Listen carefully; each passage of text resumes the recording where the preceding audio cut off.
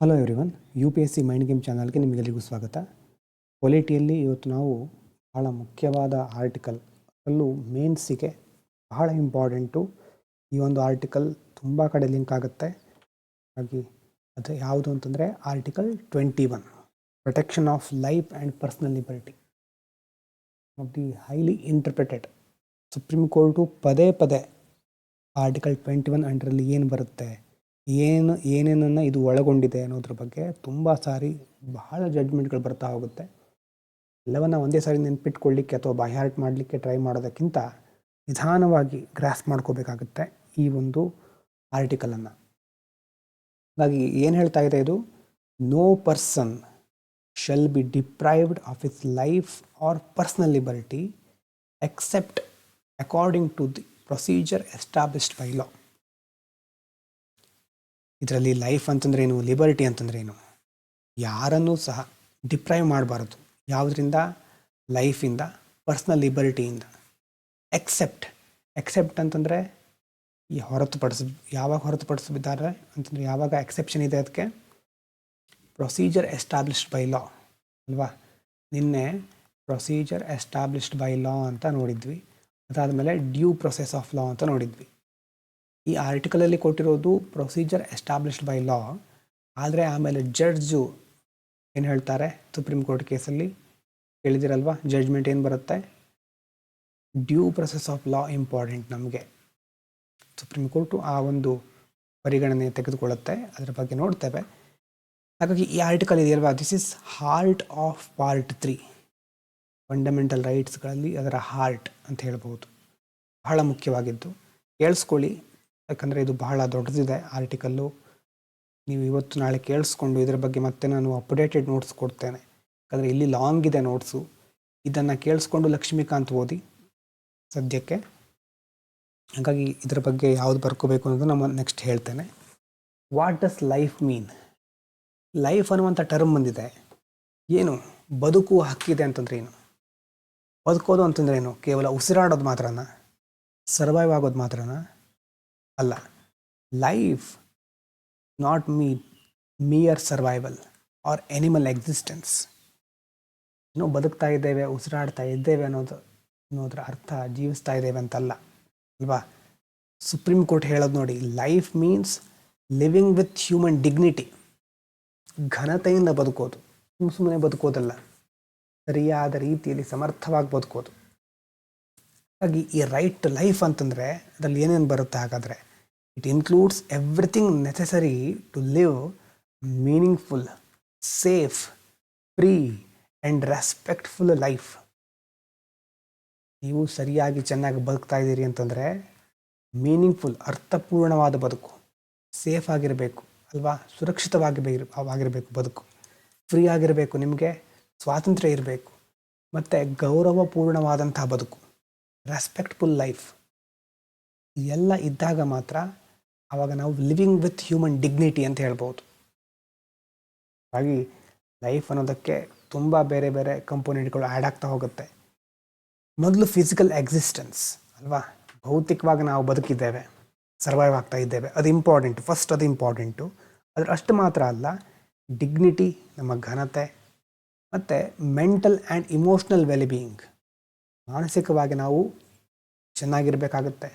ಆ ಇಮೋಷ್ನಲ್, ಭಾವನಾತ್ಮಕವಾಗಿಯೂ ನಾವು ನಮ್ಮ ಆರೋಗ್ಯ ಚೆನ್ನಾಗಿರಬೇಕು. ಅದರ ಜೊತೆ ಕ್ಲೀನ್ ಎನ್ವೈರ್ಮೆಂಟ್, ನಮ್ಮ ಸುತ್ತಮುತ್ತಲಿನ ವಾತಾವರಣ ಸ್ವಚ್ಛತೆಯಿಂದ ಕೂಡಿರಬೇಕು, ಹೈಜಿನ್ ಇರಬೇಕು, ಸ್ಯಾನಿಟೇಷನ್ ಇರಬೇಕು, ನಮ್ಮ ಹೆಲ್ತ್ ಚೆನ್ನಾಗಿರಬೇಕು. ಆರೋಗ್ಯವೇ ಭಾಗ್ಯ, ಹೆಲ್ತ್ ಇಸ್ ವೆಲ್ತ್. ಹಾಗಾಗಿ ಹೆಲ್ತ್ ನೆಕ್ಸ್ಟ್ ಇಂಪಾರ್ಟೆಂಟ್. ಹೆಲ್ತ್ ಆದಮೇಲೆ ಎಜುಕೇಷನ್, ಶಿಕ್ಷಣ ಪಡ್ಕೊಳ್ಳೋದು ಅದು ಬೇಕೇ ಬೇಕು. ಈಗಿನ ಕಾಲದಲ್ಲಿ, ಯಾವುದೇ ಕಾಲದಲ್ಲಾಗಿರ್ಬೋದು, ಶಿಕ್ಷಣ ಅಂತಂದರೆ ಕೇವಲ ಓದೋದು ಮಾತ್ರ ಅಲ್ಲ, ಜ್ಞಾನ, ಸಾಮಾಜಿಕ ಜ್ಞಾನ ಇರ್ಬೋದು, ನಾವು ಮಾಡುವಂಥ ಕೆಲಸದಲ್ಲಿ ಅಥವಾ ಕೆಲಸವನ್ನು ನಿರ್ವಹಿಸಲಿಕ್ಕೆ ಬೇಕಾಗಿರುವಂಥ ಬುದ್ಧಿ ಮತ್ತು ಜ್ಞಾನ, ಅದನ್ನು ನಿರ್ವಹಿಸಲಿಕ್ಕೆ ಬೇಕಾಗಿರುವಂಥ ಕೌಶಲ್ಯಗಳು, ಎಲ್ಲವನ್ನು ಸಹ ನಾವು ಇನ್ಕ್ಲೂಡ್ ಮಾಡ್ತೇವೆ. ಮತ್ತು ಶಿಕ್ಷಣ ಇದ್ದರೆ ಸಾಕಾಗೋದಿಲ್ಲ, ಅರ್ನಿಂಗ್ಸ್ ಇರಬೇಕು ಅಲ್ವಾ. ನಮಗೆ ಸ್ಯಾಲ್ರಿ ಇರಬಹುದು ಅಥವಾ ಹಣ, ನಮ್ಮ ಜೀವನಕ್ಕೆ ಎಷ್ಟು ಬೇಕೋ ಅಷ್ಟು ಹಣ. ಇನ್ನು ಪ್ರೈವಸಿ, ಇದು ಆಧುನಿಕ ಕಾಲದಲ್ಲಿ, ಈಗಿನ ಟೆಕ್ನಾಲಜಿ ಯುಗದಲ್ಲಿ ಪ್ರೈವಸಿ ಅನ್ನೋದು ಸಹ ಬಹಳ ಇಂಪಾರ್ಟೆಂಟ್. ಇದ್ರ ಜೊತೆ ರೀಸನೇಬಲ್ ಕ್ವಾಲಿಟಿ ಆಫ್ ಲೈಫ್. ನಮ್ಮ ಜೀವನದ ಗುಣಮಟ್ಟ ಯಾವ ಥರ ಇದೆ ಅಲ್ವಾ, ಸ್ಟ್ಯಾಂಡರ್ಡ್, ಲಿವಿಂಗ್ ಸ್ಟ್ಯಾಂಡರ್ಡ್ ಕ್ವಾಲಿಟಿ. ಕೆಲವರಿಗೂ ಕೆಲವೊಂದು ಸ್ಟ್ಯಾಂಡರ್ಡ್. ಕೆಲವರಿಗೆ ಐಫೋನ್ ತೆಗೆದುಕೊಂಡ್ರೆ ಮಾತ್ರ ಅವ್ರ ಲೈಫ್ ಚೆನ್ನಾಗಿದೆ ಅಂತ, ಕೆಲವರಿಗೆ ಇಂಥ ಕಾರ್ ಇದ್ದರೆ, ಇಂಥ ಮನೆ ಇದ್ದರೆ ಮಾತ್ರ ತಾವು ಕ್ವಾಲಿಟಿ ಲೈಫನ್ನು ಬದುಕ್ತಾ ಇದ್ದೇವೆ ಅಂತ ಅಂದ್ಕೊಳ್ತಾರೆ. ಕೆಲವರು ಇಲ್ಲ, ಇರೋದ್ರಲ್ಲಿ ತೃಪ್ತಿಯಾಗಿರೋಣ ಅಂತ ಅಂದ್ಕೊಳ್ತಾರೆ. ಹೀಗೆ ಆ ಕ್ವಾಲಿಟಿ ಆಫ್ ಲೈಫು ಡೆಫಿನೇಷನ್ ಬೇರೆ ಬೇರೆಯವರಿಗೆ ಬೇರೆ ಇರಬಹುದು. ಆದರೆ ರೀಸನೇಬಲ್ ಅಂತಂದರೆ ಬೇಸಿಕ್ ನೆಸೆಸಿಟಿ ಇದೆಯಾ ನಿಮಗೆ, ಅಂದರೆ ಮೂಲಭೂತ ಅವಶ್ಯಕತೆಗಳು, ಅನಿವಾರ್ಯತೆಗಳು ಎಲ್ಲ ಪೂರೈಕೆ ಆಗ್ತಾ ಇದೆಯಾ? ನಿಮ್ಮ ಲೈಫನ್ನು ಬದುಕಲಿಕ್ಕೆ ಏನೇನು ನಿಮ್ಗೆ ಬೇಕಾಗಿತ್ತೋ ಆ ಸೌಕರ್ಯಗಳಿದೆಯಾ? ಕೆಲಸ ಕೊಡ್ಲಿಕ್ಕೆ ಆಗದೆ ಇರಬಹುದು, ಆದರೆ ಎಜುಕೇಷನ್ನು, ಸ್ಕಿಲ್ಲು ಇದಾದರೂ ನೀವು ಕಲ್ತ್ಕೊಳ್ಳಿಕ್ಕೆ ಸಾಧ್ಯ ಆಗ್ತಾ ಇದೆಯಾ? ನಿಮಗೆ ಸ್ಯಾಲ್ರಿ ಜಾಸ್ತಿ, 1,00,000 ರೂಪಾಯಿ ಸ್ಯಾಲ್ರಿನೇ ತಂದು ಕೊಡ್ತೇವೆ ಅಂತ ಹೇಳಲ್ಲ ಯಾರು ಅಲ್ವಾ. ನಿಮ್ಮ ಸ್ಕಿಲ್ಲಿಂದ, ನಿಮ್ಮ ಎಜುಕೇಷನಿಂದ ನೀವು ಜಾಬ್ ಪಡ್ಕೊಳ್ಬೇಕು. ಆದರೆ ಮೊದಲಿಗೆ ಎಜುಕೇಷನ್ ಪಡ್ಕೊಳ್ಳಿಕ್ಕೆ, ಸ್ಕಿಲ್ಲನ್ನು ಗಳಿಸ್ಲಿಕ್ಕೆ ನಿಮ್ಗೆ ಅವಕಾಶ ಸಿಗ್ತಾ ಇದೆಯಾ? ಕ್ವಾಲಿಟಿ ಆಫ್ ಲೈಫ್ ಯಾವ ಥರ ಇದೆ ನಿಮ್ಮದು? ಬಹಳ ಬೇರೆ ಬೇರೆ ಡೈಮೆನ್ಷನ್ಗಳು ಇದಕ್ಕೆ ಆ್ಯಡ್ ಆಗ್ತಾ ಹೋಗುತ್ತೆ. ಮೊದಲನೇ ಡೈಮೆನ್ಷನ್ ಇಲ್ಲಿ ಆರ್ಟಿಕಲಲ್ಲಿ ಲೈಫ್ ಅಂತ ಬಂತು ನೋಡಿ ಮೇಲ್ಗಡೆ. No person shall be deprived of his life or personal liberty. Life ಅನ್ನೋದರಲ್ಲಿ ಇಷ್ಟೆಲ್ಲ ಬರುತ್ತೆ. ಇನ್ನು ಪರ್ಸ್ನಲ್ ಲಿಬರ್ಟಿ ಅಂತಂದರೆ ಪದೇ ಪದೇ ಫಂಡಮೆಂಟಲ್ ರೈಟ್ಸಲ್ಲಿ ನಾವು ಸ್ಟೇಟ್ ಶೆಲ್ ನಾಟ್ ಅಂತ ಕೇಳ್ತಿರ್ತೀವಲ್ವ. ಸರ್ಕಾರ ಆರ್ಬಿಟ್ರರಿಯಾಗಿ ತನಗೆ ಇಷ್ಟ ಬಂದ ಹಾಗೆ, ಮನಸ್ಸಿಗೆ ಬಂದ ಹಾಗೆ ಎಲ್ಲವನ್ನ ಮಾಡೋ ಹಾಗಿಲ್ಲ. ಹಾಗಾಗಿ ನಮಗೆ ಲಿಬರ್ಟಿ ಇದೆ, ಫ್ರೀಡಮ್ ಫ್ರಾಮ್ ಆರ್ಬಿಟ್ರರಿ ಅರೆಸ್ಟ್. ಏನೂ ಕಾರಣ ಇಲ್ಲದೆ ನಮ್ಮನ್ನು ಅರೆಸ್ಟ್ ಮಾಡೋ ಹಾಗಿಲ್ಲ. Detention, restrictions are unfair government action, ಅನ್ಯಾಯಕರವಾದಂಥ ಯಾವುದೇ ಒಂದು ಕೆಲಸವನ್ನು, ಕಾರ್ಯವನ್ನು ಸರ್ಕಾರ ಕೈಗೊಳ್ಳೋ ಹಾಗಿಲ್ಲ. ಹಾಗಾಗಿ ನಮಗೆ ಫ್ರೀಡಮ್ ಇದೆ, ನಮಗೆ ಪರ್ಸ್ನಲ್ ಲಿಬರ್ಟಿ ಇದೆ. ಇದರಲ್ಲಿ freedom of speech, expression, movement ಇದೆಲ್ಲ ಬರ್ತಾವಲ್ವ. ನಾವು ಆರ್ಟಿಕಲ್ 19 ನೋಡಿದ್ವಿ. ಮೂಮೆಂಟ್, ಫ್ರೀಡಮ್ ಫ್ರಾಮ್ ಟಾರ್ಚರ್, ಶೋಷಣೆ ವಿರುದ್ಧ, ಅದರಿಂದ ಅದನ್ನು ಎದುರಿಸುವಂತಹ ಅಥವಾ ಅದನ್ನು ಪ್ರತಿಭಟಿಸುವಂಥ ಹಕ್ಕಿದೆ ನಮಗೆ. ಫ್ರೀಡಮ್ ಟು ಮೇಕ್ ಚಾಯ್ಸಸ್, ಆಯ್ಕೆಗಳನ್ನು ಮಾಡುವಂತಹ ಸ್ವಾತಂತ್ರ್ಯ. Sexual orientation, identity, LGBTQ community ಅಂತ ಕೇಳಿದ್ದೀರಲ್ವಾ, ಅದರ ಬಗ್ಗೆ ಮೊದಲು ಸಹ ಹೇಳಿದ್ವಿ. ಹಾಗಾಗಿ ನಮ್ಮ ಸೆಕ್ಷುವಲ್ ಓರಿಯೆಂಟೇಷನ್ ಯಾವ ಥರ ಇರುತ್ತೆ, ಐಡೆಂಟಿಟಿ ಏನು ನಮ್ಮದು, ಅದರ ಬಗ್ಗೆ ಸಹ ಈ ಆರ್ಟಿಕಲಲ್ಲಿ ಬರುತ್ತೆ. ಬಾಡಿಲಿ ಆಟೋನಾಮಿ, ನಮ್ಮ ದೇಹ ಅಥವಾ ನಮ್ಮ ಒಂದು ಸ್ವಾತಂತ್ರ್ಯ, ನಮ್ಮ ದೇಹವನ್ನು ನಾವು ನಮಗೆ ಬೇಕಾದ ರೀತಿ ಬಳಸ್ಕೊಳ್ಳಿಕ್ಕೆ, ಬೇರೆಯವರು ನಮ್ಮ ದೇಹವನ್ನು ಉಪಯೋಗಿಸ್ಕೊಳ್ಳದೇ ಇರೋ ರೀತಿ. ಅಂದರೆ ಅದರ ಅರ್ಥ ಏನು, ಎಷ್ಟೋ ಕಡೆ ನೋಡಿರಬಹುದು ನೀವು, ಅಂತಂದರೆ ಹ್ಯೂಮನ್ ಟ್ರಾಫಿಕಿಂಗ್ ಆಗುತ್ತೆ, ಪ್ರಾಸ್ಟಿಟ್ಯೂಷನ್ಗಳು ಅಲ್ವಾ. ಇಂಥ ಒಂದು ಸಂದರ್ಭದಲ್ಲಿ ಅವರಿಗೂ ಸಹ ಅವರ ಲಿಬರ್ಟಿ ಇದೆ, ಬಾಡಿಲಿ ಆಟೋನಾಮಿ ಇದೆ, ರಿಪ್ರೊಡಕ್ಟಿವ್ ರೈಟ್ಸ್ಗಳಿದೆ. ಮಗುವನ್ನು ಹೊಂದಬೇಕಾ, ಹೊಂದಿದರೆ ಎಷ್ಟು ಮಗುವನ್ನು ಹೊಂದಬೇಕು ಅನ್ನುವಂಥ ರೈಟ್ಸ್ ಪ್ರತಿಯೊಬ್ಬರಿಗೂ ಇರುತ್ತೆ. ಪ್ರೈವಸಿ ಇನ್ಸೈಡ್ ಹೋಮ್, ನೋಡಿ, ಮನೇಲೇ ಇರ್ತೀರಿ, ಆದರೆ ಮನೆ ಒಳಗಡೆ ಸಹ ಪ್ರೈವಸಿ ಅನ್ನೋದು ನಿಮಗೆ ಸಿಗಬೇಕು, ಅದು ಸಹ ನಿಮ್ಮ ಹಕ್ಕು, ಲಿಬರ್ಟಿಯಲ್ಲಿ ಬರುತ್ತೆ. ಹಿಸ್ಟೋರಿಕಲ್ ಇವಲ್ಯೂಷನ್ ಅಂತ ಕೆಲವು ಪಾಯಿಂಟ್ಗಳಿದೆ. ಹೇಗೆ ಇದು ಸೋ ಪವರ್ಫುಲ್ ಆಯಿತು? ಆರ್ಟಿಕಲ್ 21 1950 ಗೋಪಾಲನ ಕೇಸ್ ಅಂತ ಒಂದು ಕೇಸ್ ಬರುತ್ತೆ. ಅಲ್ಲಿ ಕೋರ್ಟ್ ಏನು ಹೇಳುತ್ತೆ, ಪ್ರೊಸೀಜರ್ ಎಸ್ಟಾಬ್ಲಿಷ್ಡ್ ಬೈ ಲಾ, ಒಂದು ಲಾ ಇದೆ. If a law exist, liberty can be taken away. ಯಾವುದೋ ಒಂದು ಕಾನೂನನ್ನು ಮಾಡಿದ್ದಾರೆ, ನೋಡಿದ್ವಲ್ವ ನಿನ್ನೆ, ಆ ಕಾನೂನಿನ ಪ್ರಕಾರ ನಿಮ್ಮ ಒಂದು ಸ್ವಾತಂತ್ರ್ಯವನ್ನು ಕಿತ್ಕೊಳ್ಬಹುದು. Even if the law is unfair, ಆ ಲಾ ಅನ್ಯಾಯಕರವಾಗಿರಬಹುದು, ನ್ಯಾಯ ಇಲ್ಲದೆ ಇರಬಹುದು ಆ ಕಾನೂನಿನಲ್ಲಿ, ಆದರೂ ಕಾನೂನನ್ನು ತಂದು ಸರ್ಕಾರ ನಿಮ್ಮ ಪರ್ಸನಲ್ ಲಿಬರ್ಟಿ ಕಿತ್ಕೊಳ್ಬಹುದು. ಆ ಒಂದು ಪ್ರಕರಣದಲ್ಲಿ ನೋ ನೀಡ್ ಟು ಚೆಕ್ ರೀಸನೇಬಲ್ನೆಸ್, ಲಾದ ರೀಸನೇಬಲ್ನೆಸ್, ಅದಕ್ಕೆ ಸರಿಯಾದ ರೀತಿಯ ಒಂದು ಹಿನ್ನೆಲೆ, ಕಾರಣ ಇದೆಯಾ, ಅಥವಾ ಏನೋ ಮನಸ್ಸಿಗೆ ಬಂದಾಗೆ ಆ ಲಾವನ್ನು ತಂದಿದ್ದಾರಾ, ಜಸ್ಟ್ ಅದು ರೀಸನೇಬಲ್ಲ, ಲಾಜಿಕ್ಕಾ ಅಥವಾ ಇದೆಲ್ಲವನ್ನು ಸಹ ಅಲ್ಲಿ ಕನ್ಸಿಡರ್ ಮಾಡೋದಿಲ್ಲ ಯಾವುದರಲ್ಲಿ, ಪ್ರೊಸೀಜರ್ ಎಸ್ಟಾಬ್ಲಿಷ್ಡ್ ಬೈ ಲಾದಲ್ಲಿ. ಸುಪ್ರೀಂ ಕೋರ್ಟು ಮೊದಲು ಇದನ್ನು ಹೇಳ್ತಾ ಇತ್ತು, ಒಂದು ಲಾ ಇದೆ ಅಂತಂದರೆ ಅದೇನು ಬೇಕಾದರೂ ಮಾಡ್ಬೋದು ಆ ಲಾಯಿಂದ, even if the law is unfair, law unfair ಆಗಿದ್ರೂ ಓಕೆ ಅಂತ. ಆದರೆ ಮನೇಕಾ ಗಾಂಧಿ ಕೇಸ್, ಅದರಲ್ಲಿ ಆರ್ಟಿಕಲ್ 21 ಒಂದು ಅರ್ಥ ಇನ್ನಷ್ಟು ದೊಡ್ಡದಾಗ್ತಾ ಹೋಯಿತು, ಅದರ ವ್ಯಾಪ್ತಿ ವಿಸ್ತರಿಸ್ತಾ ಹೋಯಿತು. ಅಲ್ಲಿ ಸುಪ್ರೀಂ ಕೋರ್ಟ್ ಏನು ಚೇಂಜ್ ಮಾಡುತ್ತೆ ಅಂತಂದರೆ, ಬರೀ ಲಾ ಇದ್ದರೆ ಸಾಕಾಗೋದಿಲ್ಲ, ಆ ಲಾ ಹೇಗಿರಬೇಕು, ಜಸ್ಟ್, ಫೇರ್, ರೀಸನೇಬಲ್, ಸರಿಯಾಗಿರಬೇಕು, ಸಮರ್ಥವಾಗಿರಬೇಕು, ನ್ಯಾಯಯುತವಾಗಿರಬೇಕು, ಎಲ್ರಿಗೂ ಸಮಾನ ಅವಕಾಶಗಳನ್ನು ಒದಗಿಸಬೇಕು. So no arbitrary or oppressive law allowed. Law ತಂದ ಮೇಲೆ ಆ ಲಾ ಕರೆಕ್ಟಾಗಿ ಇದೆಯಾ ಅನ್ನೋದು ಸಹ ಇಂಪಾರ್ಟೆಂಟ್. ಆರ್ಬಿಟ್ರರಿ ಅಥವಾ ಅಪ್ರೆಸಿವ್, ಬೇರೆಯವರ ಒಂದು ಸ್ವಾತಂತ್ರ್ಯವನ್ನು ಹತ್ತಿಕ್ಕುವಂತಹ ಲಾಗಳನ್ನು, ಪರ್ಸನಲ್ ಲಿಬರ್ಟಿ ಕಿತ್ಕೊಳ್ಳುವಂಥ ಲಾಗಳನ್ನು ತರಬಾರ್ದು. So article 21 is now connected with article 14 and 19. 14 ಏನು ಹೇಳುತ್ತೆ ನೆನಪು ಮಾಡ್ಕೊಳ್ಳಿ, 19 ಏನು ಹೇಳುತ್ತೆ ನೆನಪು ಮಾಡ್ಕೊಳ್ಳಿ. ಸೊ ಈ ಎಲ್ಲ ಅದೆರಡಕ್ಕೂ ಸಹ ಆರ್ಟಿಕಲ್ 21 ಅನ್ನೋದು ಕನೆಕ್ಟ್ ಆಗ್ತಾ ಹೋಗುತ್ತೆ. ಅದಕ್ಕೆ ಹೇಳೋದು golden triangle.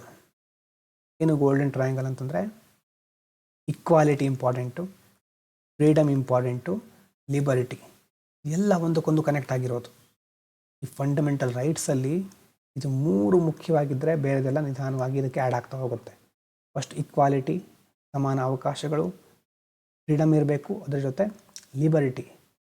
So this made article 21 is the broadest fundamental right in India. ತುಂಬ ಸಾರಿ ಬೇರೆ ಬೇರೆ ಕೇಸ್ಗಳಲ್ಲಿ ಇದರ ಡೈಮೆನ್ಷನ್ಗಳು, ಇದರ ಇಂಟರ್ಪ್ರಿಟೇಷನ್ಗಳು ಆ್ಯಡ್ ಆಗ್ತಾ ಹೋಗುತ್ತೆ.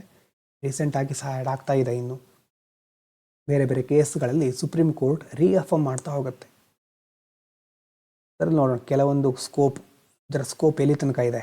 Right recognised by supreme court, ಇದಾದ ಮೇಜರ್ ರೈಟ್ಸ್ ಕೆಲವೊಂದು ನೋಡೋಣ. ರೀಸೆಂಟ್ ಅಪ್ಡೇಟ್ಗಳನ್ನ ಸಹ ನೋಡ್ತಾ ಹೋಗೋಣ ಮುಂದೆ. ರೈಟ್ಸ್ ಲಿಂಕ್ ಟು ಡಿಗ್ನಿಟಿ, ಡಿಗ್ನಿಟಿಗೆ ಸಂಬಂಧಪಟ್ಟ ಹಾಗೆ ಯಾವ್ಯಾವ ರೈಟ್ಸ್ಗಳು ಈ ಆರ್ಟಿಕಲ್ 21 ಅಂಡರಲ್ಲಿ ಬರುತ್ತೆ. First right to live with human dignity ಅಲ್ವಾ. ನಿಮ್ಮನ್ನು ಒಬ್ಬ ವ್ಯಕ್ತಿ ಮನುಷ್ಯರ ಥರ ಟ್ರೀಟ್ ಮಾಡಬೇಕು. You must be treated like a human being. Clean clothes, basic respect, no degrading treatment. Respect ಕೊಡೋದು, ಮುಖ್ಯವಾಗಿ ನೀವು ಒಳ್ಳೆ ಬಟ್ಟೆ ಹಾಕ್ಕೊಳ್ಳೋದಿರ್ಬೋದು, ಮತ್ತು ಡಿಗ್ರೇಡಿಂಗ್ ಟ್ರೀಟ್ಮೆಂಟ್ ಮಾಡಬಾರ್ದು. ಫ್ರಾನ್ಸಿಸ್ ಕೊರೆಲಿ ಮುಲಿನ್ ಇರುವಂಥ ಕೇಸ್ನಲ್ಲಿ ಸುಪ್ರೀಂ ಕೋರ್ಟ್ ಹೀಗೆ ಹೇಳ್ತಾ ಇದೆ. ಪ್ರತಿಯೊಂದು ಕೇಸನ್ನು ಅದರ ಕಥೆ ಕೇಳ್ಕೊಳ್ಳಿಕ್ಕಾಗಲ್ಲ ಈಗ, ಅಂದರೆ ಈಗಲೇ ಬೈಹರ್ಟ್ ಮಾಡಬೇಡಿ. ಮೇನ್ಸಿಗೆ ಬೇಕಾಗಿರೋದು ಇದು. ಮೇನ್ಸಲ್ಲಿ ಆ ಒಂದು ವಿಷಯ ಬಂದಾಗ ಕೇಸ್ಗಳನ್ನು ಮೆನ್ಷನ್ ಮಾಡಬೇಕಾಗತ್ತೆ. ಇನ್ನು right to bodily autonomy, Suchita Srivastava ಇದರಲ್ಲಿ ಏನು ಹೇಳುತ್ತೆ supreme court, you decide what happens to your body. ನಿಮ್ಮ ದೇಹದ ಒಂದು ವಿಷಯಕ್ಕೆ ಬಂದಾಗ ನೀವೇ ಡಿಸೈಡ್ ಮಾಡಬೇಕು. ಎಕ್ಸೆಪ್ಟ್ ಆರ್ ರೆಫ್ಯೂಸ್ ಟ್ರೀಟ್ಮೆಂಟನ್ನು ಪಡ್ಕೊಳ್ಳೋದು ಅಥವಾ ರೆಫ್ಯೂಸ್ ಮಾಡೋದು ನಿಮ್ಮ ಹತ್ರ ಇದೆ ಚಾಯ್ಸ್. ಮತ್ತು ಮೇಕ್ ರಿಪ್ರೊಡಕ್ಟಿವ್ ಚಾಯ್ಸಸ್, ಮಗುವನ್ನು ಹೊಂದೋದ್ರ ಬಗ್ಗೆ ಅಥವಾ ಸಂತಾನೋತ್ಪತ್ತಿಗೆ ಸಂಬಂಧಪಟ್ಟಂತಹ ಯಾವುದೇ ಪ್ರಕ್ರಿಯೆ ಇರಲಿ, ಅದರ ಚಾಯ್ಸ್ ಮಾಡೋದು ನಿಮ್ಮ ಹತ್ರ. ಆ ಒಂದು ಆಯ್ಕೆ, ಆ ಫ್ರೀಡಮ್ ನಿಮ್ಮ ಹತ್ರ ಇದೆ, ಲಿಬರ್ಟಿ ನಿಮ್ಮ ಹತ್ರ ಇದೆ. Right to bodily autonomy. ಇನ್ನು right to privacy, case Puttaswamy case ಬಹಳ important. Your personal life, data, choices, identity cannot be violated without a valid reason. ನಿಮ್ಮ ಪರ್ಸ್ನಲ್ ಲೈಫ್ ಇರಬಹುದು, ನಿಮ್ಮ ಡೇಟಾ, ನಿಮ್ಮ ಮಾಹಿತಿ, ನಿಮ್ಮ ಚಾಯ್ಸ್ಗಳು, ಐಡೆಂಟಿಟಿ, ಇದು ಯಾವುದನ್ನು ಸಹ ವ್ಯಾಲಿಡ್ ರೀಸನ್ ಇಲ್ಲದೆ ವೈಲೇಟ್ ಮಾಡಬಾರ್ದು, ಡೇಟಾ ಬ್ರೀಚ್ ಮಾಡಬಾರ್ದು. ಈಗ ನೆಕ್ಸ್ಟ್ ಡಿ ಪಿ ಬರ್ತಾ ಇದೆ, ನ್ಯೂಸ್ನಲ್ಲಿ ಕೇಳಿದ್ದೀರಾ. DPDP ಆ್ಯಕ್ಟ್ ಏನು ಹೇಳ್ತಾ ಇದೆ, ಅದಕ್ಕೆ ಸಂಬಂಧಪಟ್ಟಾಗೆ RTI ಏನು ಪ್ರಾಬ್ಲಮ್ ಬರ್ತಾ ಇದೆ. ಹೀಗೆ ಈ ಒಂದು ಆರ್ಟಿಕಲ್ 21 ಅದಕ್ಕೆ ಅಲೋ ಮಾಡುತ್ತಾ DPDPಗೆ ನಿಮ್ಮ ಡೇಟಾ ಕಲೆಕ್ಷನ್ ಮಾಡೋರು ಏನು ಮಾಡ್ತಾರೆ, ಡೇಟಾವನ್ನು ಥರ ಕರೆಂಟ್ ಅಫೇರ್ಸಿಗೆ ಸಹ ಲಿಂಕ್ ಆಗ್ತಾ ಹೋಗುತ್ತೆ. ಹಾಗಾಗಿ ಕೇಸ್ ಪುಟ್ಟಸ್ವಾಮಿ ಕೇಸ್ ಬಹಳ important. Right to reputation, your dignity includes the right not to be defamed without cause ಅಲ್ವಾ. ಯಾವುದೇ ಕಾರಣ ಇಲ್ಲದೆ ನಿಮ್ಮನ್ನು ಬೇರೆಯವರು ಡಿಫೇಮ್ ಮಾಡೋ ಹಾಗಿಲ್ಲ, ಮಾನ ನಷ್ಟ ಮಾಡೋ ಹಾಗಿಲ್ಲ. ಸುಬ್ರಹ್ಮಣ್ಯನ್ ಸ್ವಾಮಿ ಕೇಸಲ್ಲಿ ಸುಪ್ರೀಂ ಕೋರ್ಟ್ ಹಾಗೆ ಹೇಳುತ್ತೆ. ರೈಟ್ಸ್ ಲಿಂಕ್ ಟು ಹೆಲ್ತ್ಗೆ ಸಂಬಂಧಪಟ್ಟ ಹಾಗೆ right to emergency medical care ಅಲ್ವಾ. ಆಕ್ಸಿಡೆಂಟ್ ವಿಕ್ಟಿಮ್ಸ್ಗಳಿರ್ತಾರೆ. ಎಷ್ಟೋ ಸಾರಿ ಕೆಲವೊಂದು ಹಾಸ್ಪಿಟಲಲ್ಲಿ ಆಕ್ಸಿಡೆಂಟ್ ಹೇಗಾಗಿರೋದು ಮತ್ತು ಅದರಲ್ಲಿ ಯಾರ್ಯಾರು ಇನ್ವಾಲ್ವ್ ಆಗಿದ್ದರು, ಪೊಲೀಸ್ ಇನ್ವೆಸ್ಟಿಗೇಷನು, ಈ ಥರ ತುಂಬ ಬೇರೆ ಬೇರೆ ಕಾರಣ ಕೊಟ್ಟು ಡಿಲೇ ಮಾಡ್ತಾ ಇರ್ತಾರೆ ಟ್ರೀಟ್ಮೆಂಟ್ ಕೊಡೋದನ್ನೇ. Hospitals must treat accident victims immediately. Right to emergency medical health ಕೇರಲ್ಲಿ ಏನು ಹೇಳ್ತಾರೆ, ಪರಮಾನಂದ್ ಕತಾರ ಈ ಕೇಸ್ನಲ್ಲಿ ಸುಪ್ರೀಂ ಕೋರ್ಟ್ ಹೇಳೋದೇನು, ಹಾಸ್ಪಿಟಲ್ಗಳು ಏನು ಮಾಡಬೇಕು, ವಿಕ್ಟಿಮ್ಸ್ಗಳನ್ನು, ಆಕ್ಸಿಡೆಂಟ್ ವಿಕ್ಟಿಮ್ಸ್ಗಳನ್ನು ಇಮಿಡಿಯೇಟಾಗಿ ಟ್ರೀಟ್ ಮಾಡಬೇಕು, ಟ್ರೀಟ್ಮೆಂಟ್ ಕೊಡಬೇಕು ಅವರಿಗೆ. ಅದನ್ನು right to timely treatment in government hospital ಅಲ್ವಾ. Government cannot deny essential medical help. Paschim Banga case, ಇದರಲ್ಲಿ ಎಸೆನ್ಷಿಯಲ್ ಮೆಡಿಕಲ್ ಹೆಲ್ಪ್ ಕೊಡಲಿಕ್ಕೆ ಸರ್ಕಾರ ಯಾವತ್ತೂ ನಿರಾಕರಿಸಬಾರದು. Government cannot deny. Right to clean environment, water, air, ಇದೆಲ್ಲ ಸಹ ಬರುತ್ತೆ. ಒಂದು ಕಡೆ ಬದುಕ್ತಾ ಇದ್ದೇವೆ ಅಂತಂದರೆ ನಮಗೆ ಸ್ವಚ್ಛವಾದ ಕ್ಲೀನ್ ಏರು ಅಲ್ವಾ, ಸ್ವಚ್ಛವಾದ ಗಾಳಿ, ಸ್ವಚ್ಛವಾದ ನೀರು, ವಾಟರ್, ಎನ್ವೈರ್ಮೆಂಟ್ ಅಂತಂದರೆ ಕಂಪ್ಲೀಟಾಗಿ ಇಡೀ ಒಂದು ವಾತಾವರಣ ಚೆನ್ನಾಗಿರಬೇಕು. So pollution free surroundings are part of life. ಸುತ್ತಮುತ್ತ ಪೊಲ್ಯೂಷನ್ ಇರಬಾರ್ದು, ಅದು ಸಹ ನಮ್ಮ ಬದುಕಿನ ಭಾಗ. ಎಂಥ ವಾತಾವರಣದಲ್ಲಿ ಬದುಕ್ತಾ ಇದ್ದೇವೆ ಅನ್ನೋದು ಹೇಗೆ ಬದುಕ್ತೇವೆ ಅನ್ನೋದಕ್ಕೆ ಲಿಂಕ್ ಆಗಿರುತ್ತೆ. 2024 ರೂಲಿಂಗ್ನಲ್ಲಿ right against adverse effect of climate change. ನೋಡಿ, ಅಡ್ವರ್ಸ್ ಎಫೆಕ್ಟ್, ಕ್ಲೈಮೇಟ್ ಚೇಂಜ್ ಆಗ್ತಾ ಇದೆ, ಮನುಷ್ಯರೇ ಮಾಡ್ಕೊಂಡಿದ್ದು, ಈಗ ಮನುಷ್ಯರಿಗೆ ಅದರ ಎಫೆಕ್ಟ್ ಆಗ್ತಾ ಇದೆ. ಅದರ ಅಡ್ವರ್ಸ್ ಎಫೆಕ್ಟ್ಗಳು ನಮ್ಮ ಮೇಲೆ ಕೆಲವೊಂದು ನೆಗೆಟಿವ್ ಎಫೆಕ್ಟ್ಗಳು ಆಗ್ತಾ ಇದೆ. ಆದರೆ ಅದರ ವಿರುದ್ಧ ಸಹ ನಾವು ಬದುಕುವ ಹಕ್ಕಿದೆ ನಮಗೆ. ಇದರ ಇಂಟರ್ಪ್ರಿಟೇಷನ್ಗಳು ಸ್ವಲ್ಪ ದೊಡ್ಡದಾಗಿರಬಹುದು, ಆದರೆ ನೆನಪಿಟ್ಕೊಳ್ಳಿ ಸದ್ಯಕ್ಕೆ ಇನ್ನು ಇದೆಲ್ಲ ಬರುತ್ತೆ. ಪ್ರತಿ ವರ್ಡ್ ನೆನಪಾಗ್ತಾ ಇದ್ದರೂ ನಮಗಿಂತ ಹಕ್ಕುಗಳಿದೆ ರೈಟ್ ಟು ಲೈಫ್ ಅಂಡ್ರಲ್ಲಿ ಅಂತ. Right link to liberty. ಲಿಬರ್ಟಿಗೆ ಸಂಬಂಧಪಟ್ಟ ಹಾಗೆ protection against arbitrary arrest. Police must follow DK Basu guidelines. Memo ಇರ್ಬೋದು, medical check, informing family, separate procedure ಇರುತ್ತೆ. ಆ ಗೈಡ್ಲೈನ್ಸಲ್ಲಿ ಕೊಟ್ಟಿದ್ದಾರೆ. ಗೈಡ್ಲೈನ್ಸನ್ನು ಫಾಲೋ ಮಾಡಿ ಆದಮೇಲೆ ಅರೆಸ್ಟ್ ಮಾಡೋದು.